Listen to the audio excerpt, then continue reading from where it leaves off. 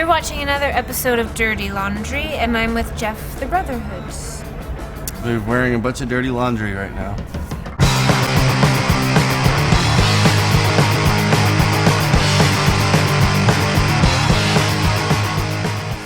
So you were originally called just Jeff, Yeah. as far as I know. Did you change it to Jeff the Brotherhood to end that whole are they married or are they brothers debate before it even got going? No. No. It was So more. you are married. Listen, we changed it mostly just because the internet became really You can't popular. search Jeff on the internet. That's true. Yeah. It's more of an internet-based choice.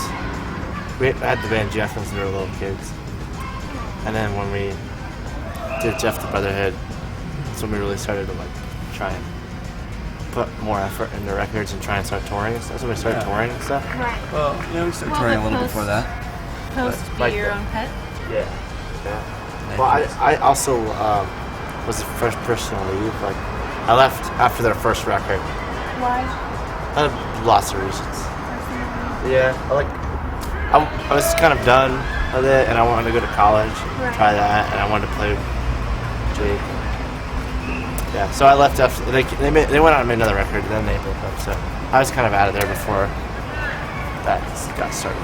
So your dad is your label rep, or he owns the label that you're on? No. Popular misconception. He runs the label with me Okay. mostly. Jim Yeah. too a little bit, but mostly me and my dad and our interns. Okay, so what role does he have and what role do you have within the label? He does he kind of holds the fort down while we're on tour Okay. and does Day-to-day more. stuff. He does day to day and financial, he does the bookkeeping, Right. and I do everything else. There's about 6 or 7 bands, Yeah, right? as far as bands that are out touring, And are those mostly bands that you're friends with or bands that you found? All on bands the that we're road? friends with. they're all that. So it's like a family affair. Yeah, we don't really. Wouldn't put anything out by a band that we weren't friends with. Why would we do that? Yeah.